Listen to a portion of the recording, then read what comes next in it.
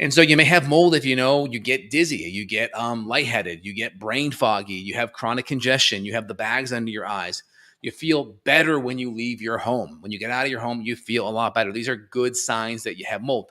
Get plate testing done, right? In the summer, this is what the whole video is about. Humidity is higher. There's more moisture in the air, right? So get dehumidifiers going. I'm going to put links to dehumidifiers, mold plate testing. I'll put links to air filters as well. I'll give you guys the whole 9-yard options of what I personally recommend. So if you want more support on that, then that'll be available for you. Now, there are things we can do. We can test urinary mold toxins. We can test colonized mold in the gut. I told you about some of the plate testing we can do at home, either a lab one or just the at-home one where we can at least look at the spores and count them and see how we look. So there's a lot of different options that we have testing-wise.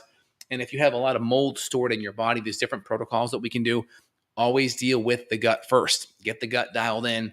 That's how your body deals with mold detoxification, is through the liver, gallbladder, right? Hepatobiliary, through the colon, through the intestinal tract out, right? So we got to make sure the gut and digestion is good.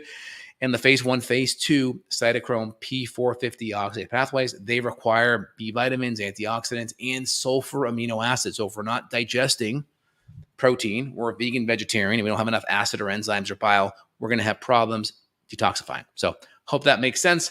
So in summary, summertime, higher humidity, dehumidifier in the basement, get it tested, plate testing, get good quality air filtration, at least HEPA.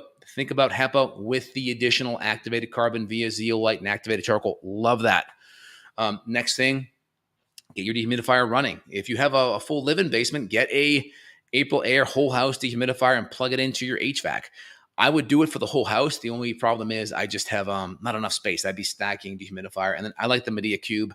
It's nice. I only need the dehumidifiers really on 4 months out of the year, really from mid-June to mid-October. And I'm pretty good, and then I'll still keep one in the bathroom too, right? Just because if I keep my dehumidifier on in the bathroom, put it 40%, it's on for 30 to 45 minutes after a shower. And you very rarely have tile scum because it dries the shower out much, much faster. So it's another nice benefit.